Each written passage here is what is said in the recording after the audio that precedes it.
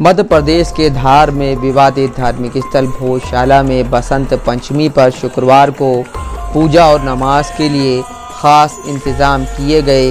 हिंदू श्रद्धालुओं ने सूर्य उदय के साथ वाग देवी पूजा की।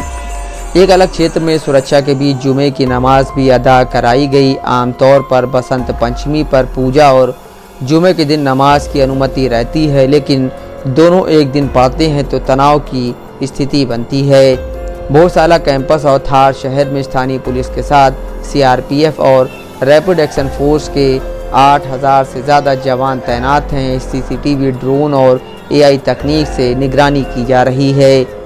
इससे पहले गुरुवार को सुप्रीम कोर्ट ने हिंदू फ्रंट फॉर जस्टिस की याचिका पर सुनवाई करते हुए हिंदू पक्ष को सूर्योदय से सूर्यास्त तक वाग देवी की पूजा की अनुमति दी थी। मुस्लिम पक्ष को दोपहर 1 से 3 बजे तक जुमे की नमाज अदा करने की इजाज़त थी। भोजशाला को लेकर हिंदू पक्ष का दावा है कि यह एक मंदिर है, जबकि मुस्लिम पक्ष का कहना है कि भोजशाला मस्जिद थी और मस्जिद ही रहेगी। बसंत पंचमी के दिन भोजशाला में पूजा करने की इजाज़त मांगी गई थी, लेकिन कोर्ट ने संतुलित फैसला सुनाते हुए नमाज और पूजा के लिए अलग अलग समय तय कर दिया।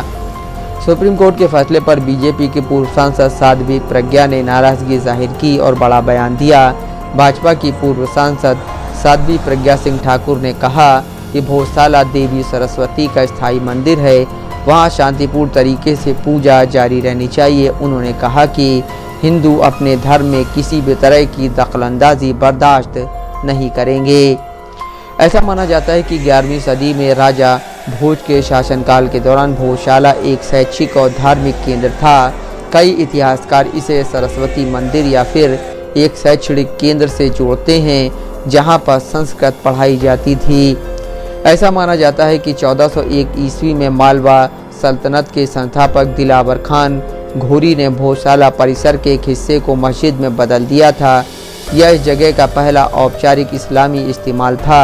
हालांकि यह रूपांतरण काफ़ी कम हिस्से में किया गया था और पहले के शिलालेख तत्व के अवशेष परिसर के अंदर मौजूद रहे। भोजशाला में सबसे बड़ा इस्लामी निर्माण 1514 ईस्वी में महमूद शाह खिलजी द्वितीय के शासनकाल में हुआ।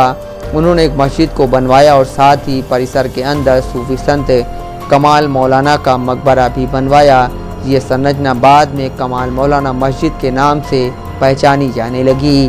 भोजशाला से जुड़ा पहला विवाद 20वीं सदी की शुरुआत में शुरू हुआ। 1902-3 में ब्रिटिश युग के शिक्षा अधिकारी के लेले ने मस्जिद के फर्श और दीवारों पर खुदे हुए संस्कृत श्लोक खोजे। इन शिलालेखों से यह पता चला कि यह जगह मूल रूप से सरस्वती मंदिर या फिर शिक्षा केंद्र थी। यह विवाद 1930 के दशक में और भी ज़्यादा बढ़ गया, जब दोनों समुदायों ने औपचारिक रूप से पूजा के अधिकारों की मांग की।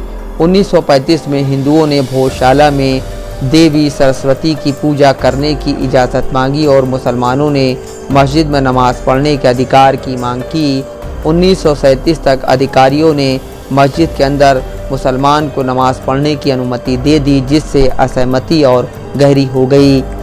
तनाव को कम करने के लिए भारतीय पुरातत्व सर्वेक्षण ने 7 अप्रैल 2003 को एक बड़ा कदम उठाया। इस कदम के तहत हिंदुओं को मंगलवार को भोजशाला में पूजा करने की अनुमति है और मुसलमानों को शुक्रवार को नमाज पढ़ने की इजाज़त है। यह व्यवस्था आज भी लागू है और यही वजह है कि जब भी बसंत पंचमी और शुक्रवार एक साथ पड़ते हैं तो यह मुद्दा वापस से खड़ा हो जाता है। Mohammad Asim Siddiqui, Dastak live news.